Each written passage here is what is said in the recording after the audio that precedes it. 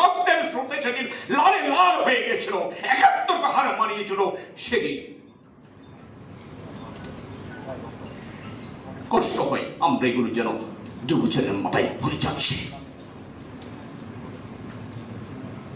৩ তারিখ আন্দোলনটা স্তব্ধ করে ফেলেছিল। অগাস্টে আমাদের কাছে নির্দেশনা এলো, যে কোনো এক জায়গায়, আমি বলি আজকের প্রধানমন্ত্রীর কাছ থেকে আমাকে ফোন করলেন, আন্দোলনটা এগিয়ে নিতে হবে বলি।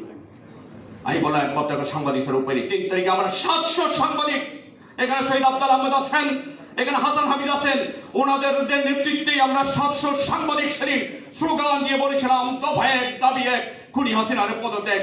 আমরা বলেছিলাম এই নিষ্ঠুর খুন তুমি বন্ধ করো। ৪ তারিখে পেশাজীবীদের ৪,০০০ পেশাজীবীর প্রেস ক্লাবের সামনে সমাবেশ। সেই সমাবেশে মুহুর্মুহু গুলি করলো। সহসার সঞ্চালক ছিলাম আমি, রুহুল আমিন গাজী মারা গেছেন। আমাদের বিরোধী সভাপতি যিনি অনুষ্ঠান সভাপতিত্ব করছিলেন ডাক্তার জাহিদ সাহেব আসতেই পারলেন না। চতুর্দিক থেকে গুলি আর গুলি, সাউন্ড গ্রেনেড, টিয়ার গ্যাস, সাংবাদিকরা পেশাজীবীরা জড়িত, সেখানে মারা যায় অবস্থা। আমরা জাতীয় প্রেস ক্লাবে আশ্রয় নিতে গেলাম। জাতীয় প্রেসে আমি দীর্ঘদিনের কর্মকর্তা, উনি তখন senior vice president Hasan Habiz Sheikh. Gate বন্ধ করে দেওয়া হলো, আমাদের প্রেস ক্লাবে ঢুকতে দেওয়া হলো না। অনেক কষ্টে আমরা সেখানে গিয়ে জীবনটা রক্ষা করেছি। এই কথা এই কারণে বলছি, যারা সেদিন প্রেস ক্লাব বন্ধ করে দিয়েছিল, যারা সেদিন টিভির টক শোতে কিংবা প্রেস ক্লাবের সামনে সমাবেশ করে এই শিশু হত্যা, যার যেসব হত্যা হচ্ছিল শিশুগুলো, তাদেরকে রাজাকারের বাচ্চা বলে গালি দিয়েছিলেন, খুনকে উৎসাহিত করেছিলেন, হাসিনাকে ফ্যাসিস্ট থেকে মহাফ্যাসিস্ট বানিয়েছিলেন, এদেরকে আমি জাতির বিবেক বলি কিভাবে? এদেরকে আমি সাংবাদিক বলি কিভাবে? দুর্ভাগ্য হলো সত্য, আজকে আমাদেরকে কেউ তাদেরকে পৃষ্ঠপোষকতা দিচ্ছেন, তাদেরকে জেল থেকে ছাড়িয়ে আনছেন, তাদেরকে বিভিন্ন জায়গায় বসাচ্ছেন। এই কষ্ট রাখি কোথায়? লজ্জা রাখি কোথায়? এটা আমি মনে করি শত শহীদের রক্তের সাথে বড় বেইমানি, বিশ্বাসঘাতকতা ছাড়া আর কিছু নয়। এই বিচারিতা থেকে আমাদেরকে বের হয়ে আসতে হবে। শহীদের পক্ষে শহীদের রক্তের সুযোগ নেবেন, রক্ত যারা ছড়িয়েছে তাদের সাথে আপোষ করবেন। এই বিচারিতা মানায় না। আমি শেষ করব, তার আগে সাংবাদিকদের কথা বলি। আমরা প্রেস ক্লাবের সামনে সমাবেশ করছিলাম একদম হাসিনা পদত্যাগ ছাত্রতা বন্ধ করার জন্য এক পাশে, আরেক পাশে পেশিবাদের দালালি গোষ্ঠী দলদাস সাংবাদিকরা, হাসিনা যাদেরকে বাড়ি দিয়েছে, গাড়ি দিয়েছে, তারা একটা সমাবেশ করছিল। বাংলাদেশে 2টা মিডিয়া ছাড়া মানব জমিন আর 9 দিগন্তে একটা পত্রিকায় আমাদের নিউজ ছাপানো হলো না। সব পত্রিকা ফলাও করে সব টিভিতে দেখানো ছাপানো হলো ফ্যাসিস্টদের, যারা রক্ত শুষে খাচ্ছে, রক্ত শুষাদের ছবি নিউজ সেদিন ছাপানো হয়েছিল। এটা কি গণমাধ্যমের কাজ? এটা কি গণমাধ্যমের চরিত্র? এই গণমাধ্যমকে কি আমি সংবাদ মাধ্যম বলতে পারি? এটা সরকারি লিফলেট, এই লিফলেট এক পাল্টাচ্ছে। এই লিফলেট সাংবাদিকতা, দাসত্বের সাংবাদিকতা থেকে আমাদের বেরিয়ে আসতে হবে। এই দলদাসদের, এই দালালদের ক্ষেত্রে আমাদেরকে সচেতন থাকতে হবে। হাসিনাকে আমি বলি, হাসিনা স্বৈরাচার থেকে মহাস্বৈরাচার, ফ্যাসিস্ট থেকে মহাফ্যাসিস্ট বানানোর পিছনে বাংলাদেশের গণমাধ্যমের বড় ধরনের ভূমিকা ছিল। গণমাধ্যম কি সত্যিকার অর্থে সেদিন আইনার ভূমিকা পালন করেছিল? ওয়াচডগ তো সেদিন গণমাধ্যম ছিল না বলে এই ঘটনা করেছে। আজকে আমরা যারা সাংবাদিকরা আছি আমাদেরকে এখান থেকে শিক্ষা নিতে হবে। সবশেষ যেটা বলবো, কথা বলতে গেলে অনেক সময় লাগবে। আমি কয়েকটি বিষয় মাননীয় মন্ত্রীর সামনে, এখানে মন্ত্রী মহোদয় আছেন, সরকার কর্মকর্তারা সামনে বলতে চাই। আমার প্রথম দাবি হলো, যারা আমাদের শিশুগুলোকে গুলি করে পাখির মতো হত্যা করেছে, এই খুনিদের সাথে কোনো আপোষ চলবে না। আপনারা আপোষ করলে আমরা জুলাই সংগঠক জীবন বাকি রেখে গুলিকে মরে চসা সবকিছু করেছি, আমরা সেটা মানব না। আমার একটা দাবি হলো, এই শহীদদের স্মরণের জন্য একটা জুলাই শহীদ স্মৃতি সৌধ করা হোক।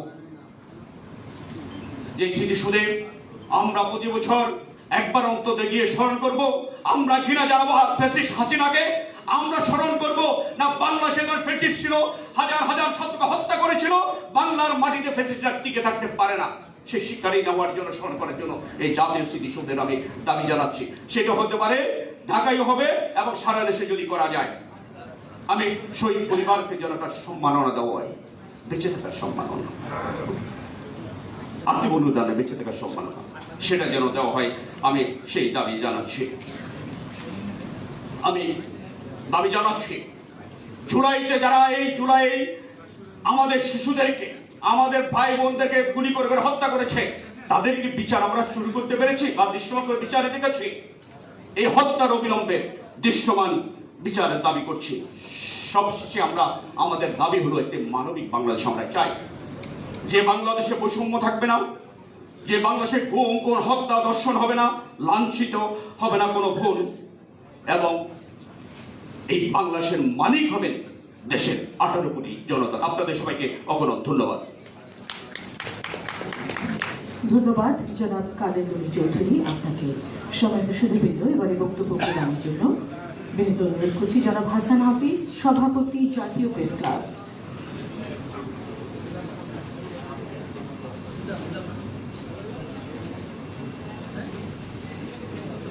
বিসমিল্লাহির রহমানির রহিম। আজকের অনুষ্ঠানের অলংকার আমাদের রাজনীতির অহংকার, স্বচ্ছ পরিচ্ছন্ন রাজনৈতিক ব্যক্তিত্ব জনাব মির্জা ফখরুল ইসলাম আলমগীর, যিনি 11 বার জেল জুলুমের শিকার হয়েছেন। আমাদের সভাপ্রধান, প্রাজ্ঞ রাজনীতিক, যুদ্ধস্ব ছাত্র নেতা, তিনিও বহুবার কারাবরণ করেছেন জনাব জহিরুদ্দিন স্বপন এমপি। আমার পূর্ববর্তী বক্তা, অনবর্ষী বক্তা, আমার নেতা বিএনপি মহাসচিব জনাব কাদের গনি চৌধুরী, প্রাজ্ঞ কলামিস্ট, আমাদের চিন্তক, তাত্ত্বিক, তাত্ত্বিক শব্দটা কিন্তু পজিটিভলি আমি বলছি, জনাব মারুফ কামাল খান সোহেল, প্রেস কাউন্সিলের চেয়ারম্যান জনাব বিচারপতি আব্দুল হাকিম, পিএসসির সদস্য ডক্টর চৌধুরী সাইমা কাদ্দুস, মীর মুগ্ধের ভাই, আমাদের তথ্য মন্ত্রণালয়ের অতিরিক্ত সচিব জনাব শাহ আলম সহ সম্মানিত সমাবেশ। জুলাই কিন্তু 36 জুলাই একদিনই তো আসে, এটার জন্য দীর্ঘ 17 বছরের জেল জুলুম, হুলিয়া, গুম, হত্যা, মিথ্যা মামলা, অনেক পথ পেরিয়ে আসতে হয়েছে। সুতরাং সেটা যেন আমরা, পটভূমিটা যেন আমরা ভুলে না যাই, সেটাকে কিন্তু মুছে দেওয়ার জন্য শুধু 36 দিনের মধ্যে সীমাবদ্ধ রাখার একটা কোনো মহল থেকে আমরা চেষ্টা দেখতে পাচ্ছি। সেই চোরাবালিতে যেন আমরা হারিয়ে না যাই। আমি শ্রদ্ধার সঙ্গে, বিনম্র কৃতজ্ঞতার সঙ্গে স্মরণ করছি শহীদ যারা হয়েছেন, মুগ্ধ, ওয়াসিম, শিশুরিয়া, ফারহান ফাইয়াজ সহ অনেক আনসান হিরো আছেন যাদের নাম আমরা এখনো জানি না, যাদের এখনো আমরা আইডেন্টিফাই করতে পারি নাই। সেই জুলাইকে তো আমরা কোনোভাবে ভুলে যেতে পারি না। জুলাইকে অনেকে 71-এর থেকেও বড় করতে চান, সেটা কোনোভাবেই সম্ভব। জুলাই এবং 71 সম্পূরক, এবং এটা হলো একটা সম্প্রসারণ মাত্র, কারণ এটা মুক্তিযুদ্ধের একটা এক্সটেনশন। কারণ আমাদের যেই আকাঙ্ক্ষা, সামাজিক ন্যায় বিচার প্রতিষ্ঠা, মুক্ত চিন্তার যে বাংলাদেশ গড়ে তোলা, সেগুলি কিন্তু আমরা পাই নাই। আমরা একদলীয় শাসন দেখেছি, আমরা হাসিনার নিকৃষ্ট স্বৈর শাসন দেখেছি, আমরা তিনটা প্রহসনের নির্বাচন দেখেছি, যেগুলি বিশ্ব দরবারে আমাদের মাথা নিচু করে দিয়েছে, আমাদের কলঙ্কিত করেছে, আমাদের সম্মান মর্যাদাকে কলঙ্কিত করেছে। আমরা আনন্দিত যে সেই অন্ধকার অধ্যায় থেকে আমরা পেরিয়ে একটা নতুন গণতান্ত্রিক সরকারের অভিযাত্রা শরিক হতে পেরেছি, আমরা সেটা দেখতে পেরেছি। আপনারা জানেন, আমার পূর্ববর্তী বক্তা জনাব কাদের গনি চৌধুরী বিস্তারিত বলেছেন, জাতীয় প্রেস ক্লাব 72 বছরের ঐতিহ্যবাহী প্রতিষ্ঠান, সবসময় গণতান্ত্রিক আন্দোলনের সঙ্গে, স্বৈরাচার বিরোধী, সাম্প্রদায়িকতা বিরোধী, প্রগতিশীল আন্দোলনের সঙ্গে আমরা কিন্তু গণতান্ত্রিক স্কোয়ার হিসাবে আমরা কাজ করে যাচ্ছি। এবং আপনারা জানেন যে সেখানে কিন্তু আমাদের নেতা মির্জা ফখরুল ইসলাম আলমগীর অবরুদ্ধও ছিলেন, তাকে লাঞ্ছনার চেষ্টা করেছি, কিন্তু আল্লাহর দরবারে শুকরিয়া যে সেই উচ্ছিষ্টভোগী, সেই দলদাস সাংবাদিকদের বিরুদ্ধে আমরা কঠোরতম ব্যবস্থা নিতে পেরেছি। অনেককে আমরা বহিষ্কার করেছি, অনেককে আমরা সদস্যপদ স্থগিত করেছি। সেটা আমরা অবশ্যই কঠোর দৃঢ়তার সঙ্গে আমরা সরকারের কাছ থেকে আশা করব, এই প্রশ্নে যেন কোনো আপোষ না দেওয়া হয়। উদার এবং গণতান্ত্রিক, উদার এবং অন্তর্ভুক্তিমূলক রাজনীতির নামে তাদেরকে যেন কোনো ছাড় দেওয়া না হয়। আমরা দেখতে পাচ্ছি যে জুলাই যারা যোদ্ধা, তাদের বিরুদ্ধেও কিন্তু ষড়যন্ত্র হচ্ছে, তারা আক্রান্ত হচ্ছেন। আমরা চাইব যে সেখানে কারো ইন্ধন আছে কিনা সেটা চিহ্নিত করা এবং সেগুলি ব্যবস্থা নেওয়া, কারণ অনেক গুপ্ত ঘাতক আছে যারা কিন্তু এই আন্দোলনকে এবং এই অভিযাত্রাকে ব্যাহত করতে চায়, ষড়যন্ত্র ক্রিয়াশীল আছে দেশের মধ্যে, দেশের বাইরে। আমরা যেন সেটা সচেতন থাকি। আমরা চাই যে জুলাই যেন একটা পরিচ্ছন্ন চেতনা নিয়ে আমাদের নতুন জেনারেশনের কাছে উপস্থাপিত হয়। আজকের এই অনুষ্ঠানের জন্য আমি তথ্য মন্ত্রণালয়কে, চলচ্চিত্র প্রকাশনা অধিদপ্তরকে ধন্যবাদ জানাই। তারা যে বিপুল প্রকাশনা করেছেন এবং এটা ডকুমেন্টেশনটা করেছেন। আমারও একটা ক্ষুদ্র সংশ্লেষ ছিল তার মধ্যে। একটা বইয়ে আমি বেসরকারি বিশ্ববিদ্যালয়ের ছাত্রদের আন্দোলনের ভূমিকা নিয়ে আমি একটা লেখা লিখেছি। তখন আমি আমাদের মাননীয় তথ্যমন্ত্রীকে বললাম যে এটা নিয়ে একটা অনুষ্ঠান করা যায়। তিনি সানন্দে এটার বাস্তবায়ন দিয়েছে, তাকে কৃতজ্ঞতা জানাই। সবশেষে আমি একটা ছোট্ট লেখা দিয়ে একটা লেখা পড়ে আমি শেষ করতে চাই আমার বক্তব্য।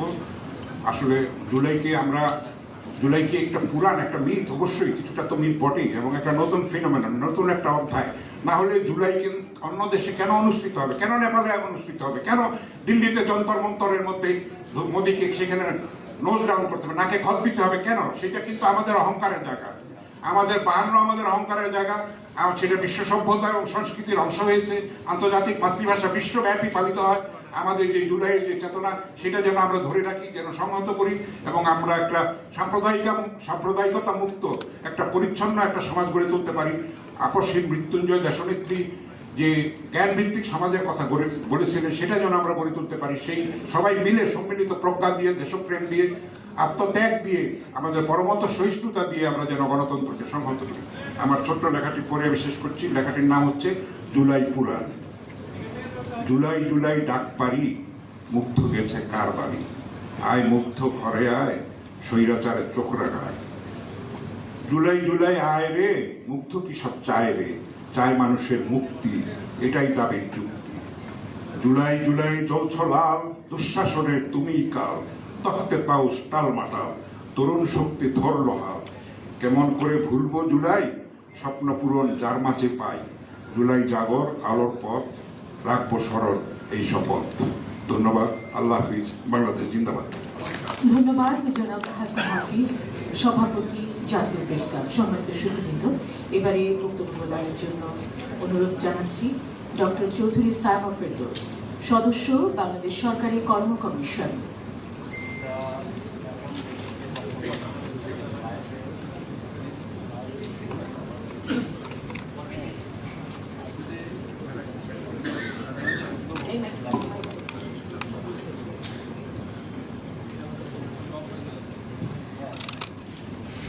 বিসমিল্লাহির রহমানির রহিম। একটা সংখ্যা দিয়ে শুরু করব। ১,৫০০ শহীদ, ২০,০০০-এর বেশি আহত, একটা বিশাল বড় ক্ষত একটা জাতি, একটা ক্ষত যা মনে করিয়ে দেয় বাংলাদেশ বারবার মাথা উঁচু করে যাচ্ছে না। আজকের এই সংক্ষিপ্ত আলোচনার সময়ে আমি জুলাইকে ঘিরে যত আমাদের আলোচনা হয়েছে, অত্যন্ত গুরুত্বপূর্ণ আলোচনা, সেই আলোচনাগুলো পুনরাবৃত্তি করব না। 2টা বছর পার হয়ে গেছে। 2টা বছর অনেক দীর্ঘ সময়, এতটাই দীর্ঘ যে আমাদের ক্ষতটা অনেকটাই হয়তো বা শুকিয়ে গেছে।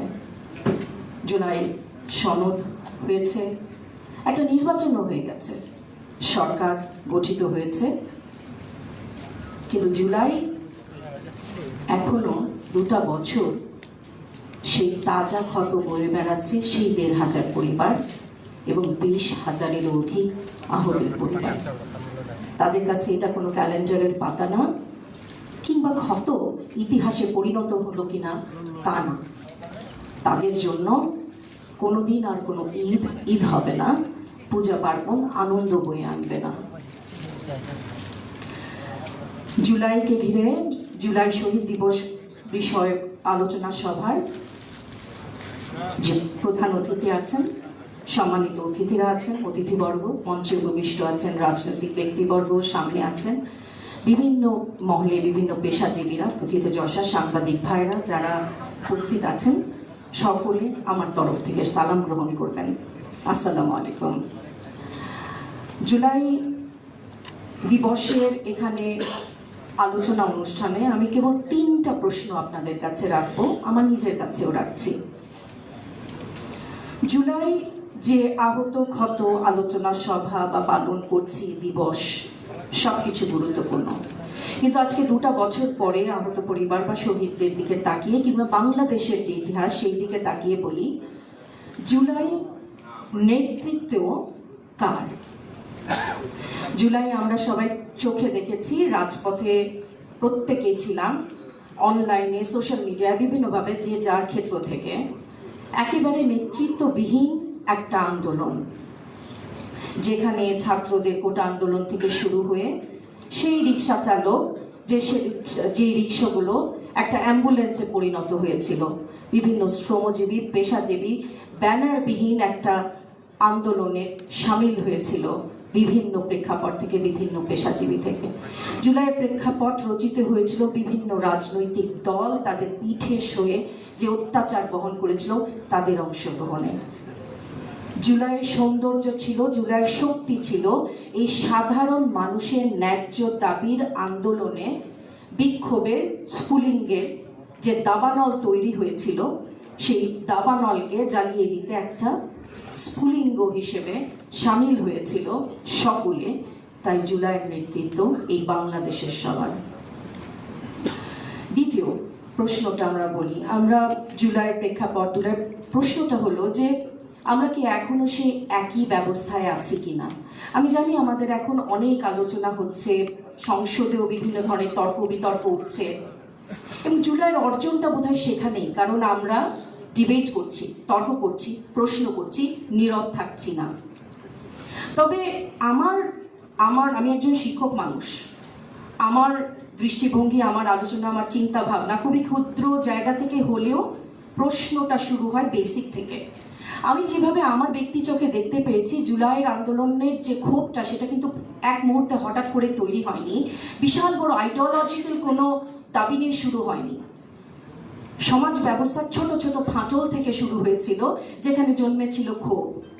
একটা চাকরি যেটা মেধার বিনিময়ে না হয়ে হয়তো বা কারো অন্য কারো হয়ে যাচ্ছে, একটা প্রান্তিক জনগোষ্ঠী যে একটা সবজি ফলিয়ে বাজারে বিক্রি করতে পারছে না সেই ক্ষোভ থেকে, একটা অফিসে একটা ফাইল নড়ে না একটা ঘুষ ছাড়া সেই ক্ষোভ থেকে, টেবিলের উপর ফাইলের পর ফাইল জমে যাচ্ছে সেই ক্ষোভ থেকে, এই সমাজ ব্যবস্থায় যেখানে আপামর জনতা সামিল হয়েছিল।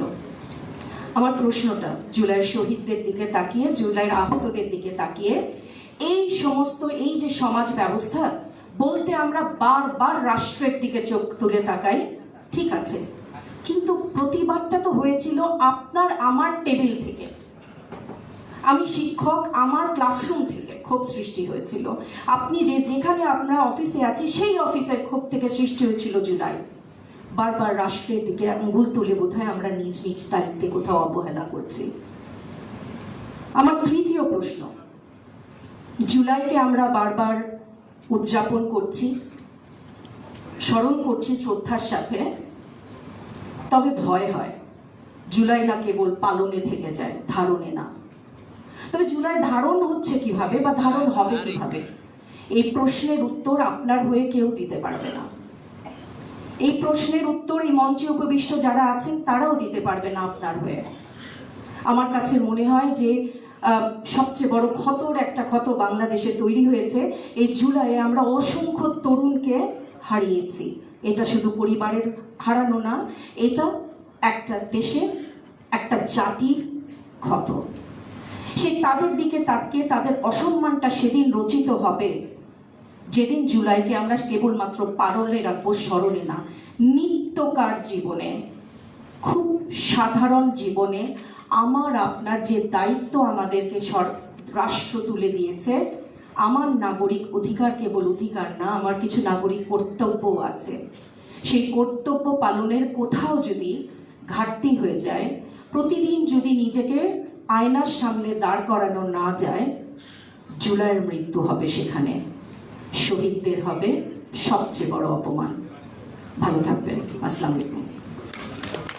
ধন্যবাদ ডক্টর চৌধুরী সানা ফেরদৌস, সদস্য বাংলাদেশ সরকারি কর্ম কমিশন। ধন্যবাদ আপনাকে। সম্মানিত সুধীবৃন্দ, এবারে বক্তব্য প্রদানের জন্য অনুরোধ করছি বিচারপতি AKM Abdul Hakim, chairman Bangladesh press council, সংক্ষিপ্ত অনুভূতি প্রকাশ করার জন্য বিনীত অনুরোধ করছি। বিচারপতি AKM Abdul Hakim, chairman Bangladesh press council.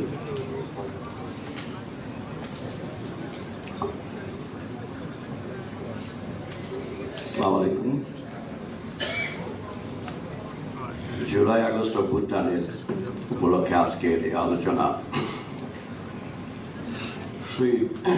July শহীদ দিবসের আলোচনা। আজকের অনুষ্ঠানের মাননীয় প্রধান অতিথি গণপ্রজাতন্ত্রী বাংলাদেশ সরকারের মন্ত্রী মির্জা ফখরুল ইসলাম আলমগীর, মঞ্চে উপবিষ্ট অন্যান্য অতিথিবৃন্দ এবং আজকের এই অনুষ্ঠানের সভাপ্রধান বাংলাদেশ সরকারের তথ্য সম্প্রচার মন্ত্রণালয়ের মাননীয় মন্ত্রী স্বপন এবং এই মন্ত্রণালয়ের অধীনে অন্যান্য যে সমস্ত সংস্থা আছে সংস্থা প্রধান এবং উপস্থিত সুধীবৃন্দ, আমি একটা কথাই বলবো, আমার প্রফেশন বিচারক ছিল, বিচার করেছি। আমি আশা করি এই যে জুলাই অভ্যুত্থানে যে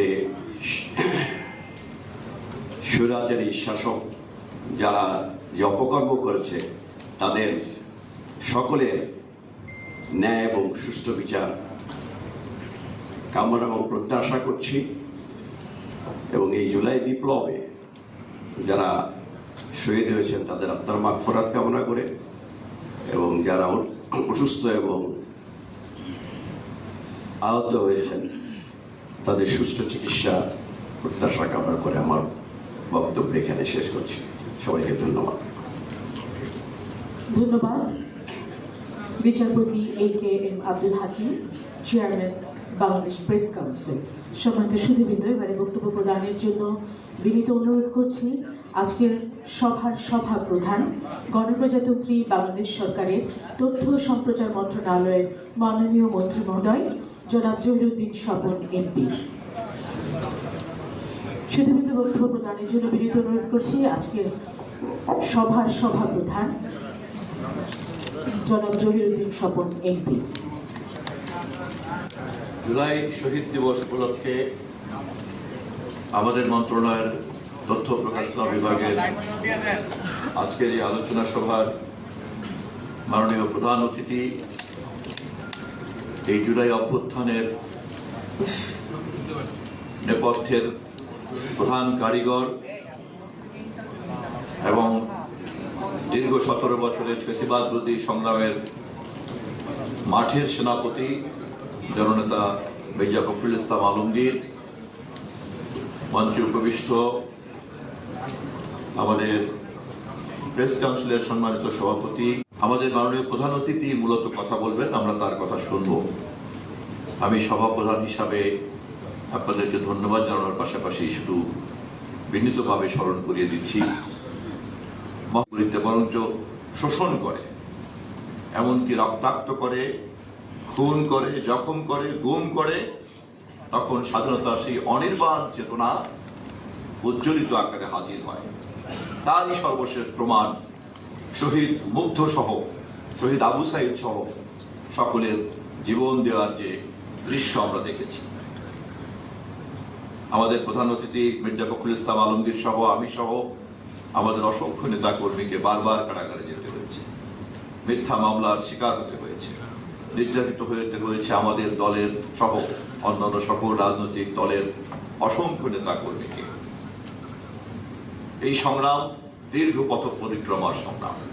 আমাদের মাতৃতুল্য নেত্রী দেশনেত্রী বেগম খালেদা জিয়াকে হেন কোনো অপমান নাই, হেন কোনো নির্যাতন নাই যা তাকে করা হয় নাই। সর্বশক্তিমান জুলাই অভ্যুত্থানের পর জনগণের ভালোবাসায় সিক্ত করে তিনি আমাদের কাছ থেকে বিদায় নিয়েছেন ভালোবাসার ফুল বিছানো পথ দিয়ে। আজ আমরা জুলাই এই শহীদকে স্মরণ করার সময় আমাদেরকে খুব স্পষ্টভাবে বুঝতে হবে, স্বাধীনতা যুদ্ধের পরে যুদ্ধের চেতনাকে প্রতিষ্ঠিত করার বদলে যারা যুদ্ধের প্রকল্পকে ব্যবসার প্রকল্প হিসাবে ব্যবহার করেছিলেন, আমরা জুলাইকে নিয়ে যেন তেমনি কোনো একটি লাভজনক প্রকল্পের কোনো উদ্যোগ তাকে দেখতে না পাই। পরিষ্কার থাকতে হবে, স্বাধীনতা যুদ্ধের অনির্বাণ চেতনায় জুলাইয়ের চেতনার মধ্যে এখন নিহিত এবং ভবিষ্যতেও বাংলাদেশের রাজনৈতিক প্রক্রিয়াকে এ কথা স্মরণ রাখতে হবে। আমাদের নেতা দেশনায়ক তারেক রহমান মাননীয় প্রধানমন্ত্রী এই আন্দোলনের নেপথ্যের কারিগর, প্রধান সেনাপতি নেপথ্যে, যিনি সুদূর লন্ডনে বসে দীর্ঘ সময় ধরে এই আন্দোলনের নেতৃত্ব দিয়েছেন এবং মাঠের সেনাপতি আমাদের মির্জা ফখরুল ইসলাম আলমগীর সহ সবাই মিলে আন্দোলনকে একটা পর্যায়ে নিয়ে আসছে। এবং শেষ পর্যায়ে রাজনৈতিক নেতৃবৃন্দের কৌশলের কারণে আমরা সর্বশেষ বিস্ফোরণকে সার্বজনীন চেহারা দেওয়ার জন্যই বৈষম্যবিরোধী ছাত্র আন্দোলনকে সামনে রেখে ফ্যাসিবাদকে শেষ পর্যন্ত উৎখাত করেছি এবং গণতান্ত্রিক সংগ্রাম তার সীমাবদ্ধতার যেই পর্যায়ে গিয়ে সংগ্রাম রক্তাক্ত হয় সেই পর্যায় পর্যন্ত আমরা অতিক্রম করেছি। অবশেষে প্রমাণ হয়েছে পাকিস্তানি ফ্যাসিবাদকে হটিয়ে যেমনি করে স্বাধীনতা যুদ্ধ অনিবার্য হয়েছিল এবং যেমনি করে সেদিন রাজনৈতিক নেতৃত্বের ব্যর্থতার কারণে শহীদ রাষ্ট্রপতি জিয়াউর রহমানকে সেদিনকার মেজর হিসেবে বলতে হয়েছে, আমি major Zia, declare independence, we revolt, তেমনি ভাবে সেই চেতনার আলোকে আবার জুলাইতে যখন প্রমাণ হয়ে গেল স্বাধীন এই ভূখণ্ডে গণতান্ত্রিক চেতনা প্রতিষ্ঠিত হয়নি, ফ্যাসিবাদ এখনো এই মাটিতে জায়গা করতে পারে এবং ক্ষমতাকে আঁকড়ে ধরতে পারে, তখন এই প্রজন্মের মধ্যেই আবার সেই ৭১-এর মুক্তিযুদ্ধ, স্বাধীনতা যুদ্ধের চেতনা টগবগ করে উঠেছিল। এটাই হচ্ছে জুলাইয়ের চেতনা। এর বাইরে জুলাইয়ের চেতনার কোনো ব্যাখ্যা বাংলাদেশ গ্রহণ করবে না, ইতিহাস গ্রহণ করবে না। সকল শহীদের মাটির নিচে থেকে সরকারের স্থানীয় সরকার, পল্লী উন্নয়ন ও সমবায় মন্ত্রণালয়ের মাননীয় মন্ত্রী জনাব মির্জা ফখরুল আলমগীর এমপি মহোদয়কে বক্তব্য প্রদানের জন্য বিনীত অনুরোধ করছি আজকের অনুষ্ঠানের প্রধান অতিথি।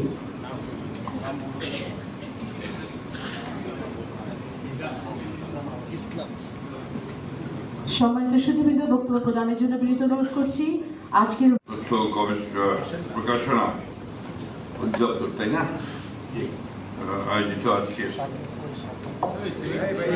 শহীদ দিবস উপলক্ষে আয়োজিত এই সভার সম্মানিত সভাপতি, আর সেই সঙ্গে উপস্থিত আছে আমাদের শহীদের ভাই, মুক্তির ভাই, স্নিগ্ধ সুধীবৃন্দ, আসসালামু আলাইকুম। আসলে এই জুলাই, ছোট ছিলাম, প্রাইমারি স্কুল পড়তাম, তখন আমাদের বাসা মহসল শহরে ঠাকুরগাঁ। আমার বাবা আবার তখন মুসলিম লীগের নেতা ছিলেন। আমি প্রায় দেখতাম যে এক ইয়াং ম্যান, মানে আমাদের এক চাচা, প্রায় এসে আমাদের বাসায় আসতে, ওর বেরোতেন না বাড়ি থেকে। তারপরে আমি মায়ের কাছে শুনতাম যে সে উনি একজন কমিউনিস্ট, উনি পালিয়ে আছেন, পুলিশটাকে ধরার জন্য চেষ্টা করছে, উনি পালিয়ে আছেন। আজকে এখানে অনেকে আছেন যারা তার নাম জানেন, নুরুল হুদা, তাদের বয়স ছোটি ভাই বলেন ওনারা। তো ছোটবেলাতেই উনি আমাদের বলতেন, যখন আমরা ছোট, তার সঙ্গে কথা বলতাম, বসতাম, গল্প শোনাতেন। তিনি বলতেন তার কথার মধ্যে দিয়ে, শৃঙ্খলার মধ্যে দিয়ে, একটা আন্দোলনের মধ্য দিয়ে, যুদ্ধের মধ্য দিয়ে পরিবর্তন করা, এটা ছিল একটা ভিন্ন ব্যাপার। আমাদের দেশে আমরা 1952 সালে, তারও আগের কথা বলি, 47-এ একটা ভাগ হয়ে গেছে, পার্টিশন হয়ে গেছে। সেটাও কিন্তু হয়েছিল বহু আন্দোলনের পরিপ্রেক্ষিতে, বহু আন্দোলন, প্রাণ বহু গেছে। মৌলানা আব্দুল হামিদ খান ভাসানী, শেরে বাংলা, ফজলুল হক, শেখ মুজিবুর রহমান সারওয়ার্দী, এরা সবাই কিন্তু এই আন্দোলনের নেতৃত্ব দিয়েছে সবাই। এবং এটারই ধারাবাহিকতায় পরবর্তীকালে 1971 সালে দেশ স্বাধীন হয়েছে, যুদ্ধ হয়েছে, আমরা একটা স্বাধীন দেশও পেয়েছি। দুর্ভাগ্য আমাদের তখন থেকেই আবার ভাষা আন্দোলন থেকে শুরু করে একদম এই 24শে জুলাই পর্যন্ত আমরা যারা ক্ষমতায় যাই, নির্বাচনের মধ্য দিয়ে বলুন, আর যেভাবে বলুন, আমি সে কথা খুব জোরে সোরে বলেছি যে কোথায় আমার সেই সব তরুণেরা, যুবকেরা যারা পরিবর্তন আনবে, তরুণ যুবক তো পরিবর্তন হয় না। এবং নজরুলের সেই কথাও, কবিতাও বলতাম, কে আছো জোয়ান হওয়া গোয়ান হাকিছে ভবিষ্যৎ। কিন্তু দেখুন কি অলৌকিক ভাবে এই জুলাইয়ে 24 জুলাইয়ে সেই যে মা এখনো ভুলতে পারছে না, তার ছেলে বোধহয় ভাবছে যে এখনো চলে আসলো, ছেলে তো গেছে চলে। সেদিন পার্লামেন্টে একজন মহিলা এমপি, নারী এমপি, তার সন্তানকে তিনি হারিয়েছেন। তিনি কথা বলছেন যে আই হ্যাভ লস্ট মাই সন। কথাগুলো বলছি অনেক কষ্টে। আমার এই 4-5 মাসের মন্ত্রিত্বের অভিজ্ঞতা আপনার একটু বড় দরকার আমার। আমি দেখছি যে কিছুই বদলায়নি। একইভাবে আপনার যারা ঘুষ খেত তারা ঘুষ খাওয়ার ফোন, একইভাবে ওই যে আমি বললাম যে আপনার ভোট পাল্টে দিয়ে চলে আসছে। এখন আপনার দেহে বিকাম ঘড়িয়ার দেন দা পো। ওরাই এখন অনেক বেশি আপনার জুলাই যোদ্ধা হয়ে গেছে। এই কথাগুলো আক্ষেপে বলছি এই জন্য যে আমার বয়স অনেক। আমি তো সত্যিকার অর্থেই এবার পরিবর্তনটা দেখতে চেয়েছিলাম, এখন পর্যন্ত সেটা আমি দেখছি না আমাদের মধ্যে। কিন্তু আশাবাদী হয়ে এই কারণে যে আমি পরিবর্তন দেখছি একজন মানুষের মধ্যে, সেটা তারেক রহমান সাহেব। তিনি চেষ্টা করছেন, তিনি নতুন নতুন নজির স্থাপন করছেন, এবং সেই নজিরকে যদি আমরা সামনে নিয়ে যাই সবাই মিলে, তাহলে আমার মনে হয় যে হয়তো পরিবর্তনটা হবে। We must all give him support. সবাই মিলে তাকে সমর্থন দেওয়া দরকার। এই যে ধরেন উনি বলছেন যে পরিষ্কার করো, বাচ্চাদের বলছেন যে তোমরা কেউ কিছু ফেলতে গেলে ওকে আটকাবে, বলবো যে বিনে ফেলে। কর্পোরেশন, সিটি কর্পোরেশনকে বলছে যে তোমরা পরিষ্কার করো, কিন্তু হচ্ছে যতক্ষণ উনি থাকছেন বা কেউ থাকছে, তারপরে আবার সেই দিকে থেকে হয়ে যাচ্ছে। এই যে মন মানসিকতার পরিবর্তনের তার আনতে হবে, সকলকে আনতে হবে। আমি এই কথাগুলো এই জন্য বলছি যে আমরা তার দেখতে চাই না যে আর কোন স্নিগ্ধ তার ভাইয়ের জন্য আক্ষেপ করুক। আমরা আর দেখতে চাই না যে আবু সাইদের বাবা মা যারা তাদের একমাত্র সন্তান নয় বা উপার্জনকারী সন্তান, পড়তো এবং আপনার সেই সঙ্গে টিউশনি করতো, এই উপার্জনকারী সন্তানকে হারাতে হয়, ওয়াসিমকে হারাতে হয়, সেই ছোট্ট বাচ্চাগুলোকে হারাতে হয়। এটা আমরা কেউ চাই না। আর সেই জন্যই আমরা নতুন করে কাজ করতে চাই। ভয়ঙ্কর জিনিস আছে।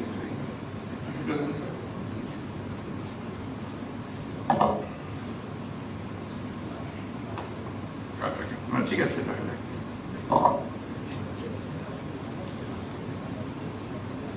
এই জিনিসগুলো আমি কথাগুলো এই জন্য বলছি যে এখানে আপনারা যারা আছেন সবাই অত্যন্ত সচেতন, শিক্ষিত মানুষ। পরিবর্তনটা আমাদের মধ্যে আনতে হবে। এই পরিবর্তন যেন আনতে পারি, তাহলে আমরা এই জুলাই আন্দোলন, জুলাই বিপ্লব, এগুলো আপনার সফল একটা পরিণতি দেখতে পাবো। আমরা দেখতে চাই, আসলেও চাই। আমি মনে করি যে বাংলাদেশের মানুষ অনেক বেশি আপনার পরিশ্রমী, ত্যাগী, কাজ করতে পারে এবং পরিবর্তন আনতে চায়। এটা যদি সঠিকভাবে আমরা এগিয়ে নিয়ে যেতে পারি, যে যেখানে আছি সেখানে যদি আমাদের কাজটা আমরা ঠিকমতো করতে পারি, তাহলে নিশ্চয়ই আমরা সফল হব। আমি অত্যন্ত আশাবাদী যে আমাদের তরুণ নেতা জনাব তারেক রহমান, তিনি অত্যন্ত দৃঢ়তার সঙ্গে, অত্যন্ত সমস্ত আবেগগুলোকে ধারণ করে তিনি কাজ করে চলেছেন এবং প্রতি মুহূর্তেই তিনি চেষ্টা করছেন যে দেশের পরিবর্তন কিভাবে আনা যায়। আমার মনে পড়ে 5ই অগস্টে সবকিছুর ঘটনার পরে আপনার রাতে আমি গিয়েছিলাম আপনার হাসপাতালে, ম্যাডাম ছিলেন তখন এভার কেয়ার হাসপাতালে। আমি তাকে গিয়ে যখন বললাম যে ম্যাডাম আপনি এখন মুক্ত, কারণ ওই সিদ্ধান্ত মিটিংয়ে বঙ্গভবনের সিদ্ধান্ত হয়ে গেছিল যে শি ইজ রিলিজড নাও। তো আপনার তো এখন একটা বাণী ম্যাডাম দেশবাসীকে দিতে হবে। আর আপনি যদি বাণীটা না দেন তাহলে যে অবস্থা সৃষ্টি হবে সেটা নিয়ন্ত্রণ করা যাবে না। আমি তো খুবই অসুস্থ, আমি তো কিছু বলতে পারবো না। আপনি 2-4-5 কথা আপনি বলেন, রেকর্ড করে নিয়ে আমরা সেটা দিই। আমরা রেকর্ড করেছিলাম, আপনার মনে থাকার কথা।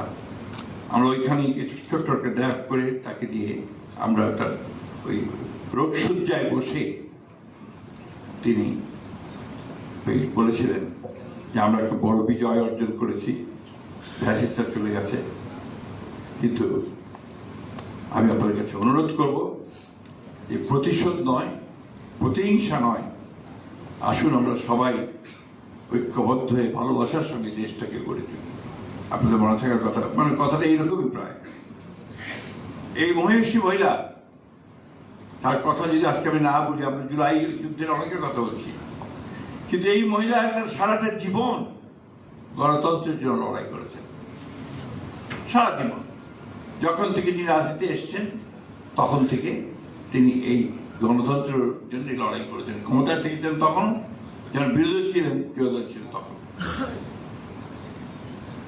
আমি তাকে বলতাম যে প্রথম নারী মুক্তিযোদ্ধা। এটা অনেকে ক্ষিপ্ত হতে আমার উপরে, বিশেষ করে আপনার আওয়ামী বুদ্ধিজীবীরা। আসলে তো নারী মুক্তিযোদ্ধা ছিলেন তিনি প্রথম, কারণ ওই 1971 সালে ওই 26শে মার্চে যখন শহীদ প্রেসিডেন্ট জিয়াউর রহমান বিদ্রোহ ঘোষণা করে চলে যান ওই শেষে আমরা পোর্টে এসে বিদ্রোহ ঘোষণা, তখন তিনি কিন্তু তার কাছে এসেছিল সমস্ত বাঙালি সৈনিকেরা যে আমাদের অস্ত্র সমর্পণ করতে বলছে, আমরা কি করব। তিনি বলেছেন যে তোমাদের নেতার নির্দেশ না পাওয়া পর্যন্ত, কমান্ডারের নির্দেশ না পাওয়া পর্যন্ত তোমরা কোনো অস্ত্র সমর্পণ করবে না। তখন থেকে শুরু হয়েছিল তার সেই যাত্রা। তারপরে আপনারা জানেন যে উনি সেই দীর্ঘ 9 মাস মধ্যে প্রায় 7-8 মাস তিনি কারাগারে ছিলেন পাকিস্তান। কখনো আপোষ করেননি, শেষ মুহূর্ত পর্যন্ত তিনি আপোষ করেননি, যার ফলে কারাবাস করেছেন। 5ই আগস্টেই তিনি প্রথম মুক্ত হয়েছেন। তাকে আজকে শ্রদ্ধার সঙ্গে স্মরণ করছি সমস্ত জুলাই শহীদদের, জুলাই যোদ্ধাদের, আহতদের, যারা এখনো প্রায় 30,000, কেউ চোখ হারিয়েছে, কেউ হাত হারিয়েছে, কেউ পা হারিয়েছে। মাঝে মাঝে মনে হয় যে কেন এরা এই পাহাড় কেন তারা এইভাবে আসলো। তা আমার এক বন্ধু আমাকে বলছিলেন যে একটা জিনিস মনে রাখবেন, এই ইয়াংদের মধ্যে, তরুণদের মধ্যে ভেতরে কিন্তু দেশটা সবসময় জেগে আছে। অর্থাৎ সবসময় দেশটাকে তারা ধারণ করে। ওই আপনার একেবারেই ইংলিশ মিডিয়ামের ছাত্র, ISD ছাত্র, যে কোনদিন রাজনীতির আশেপাশে যায়নি, কোনদিন তার বাবা মা যেতেও দেয়নি, সেও সেদিন বাবাকে ধাক্কা মেরে, মাকে ধাক্কা মেরে সে বেরিয়ে গেছে রাস্তায়, বাচ্চা ছেলে।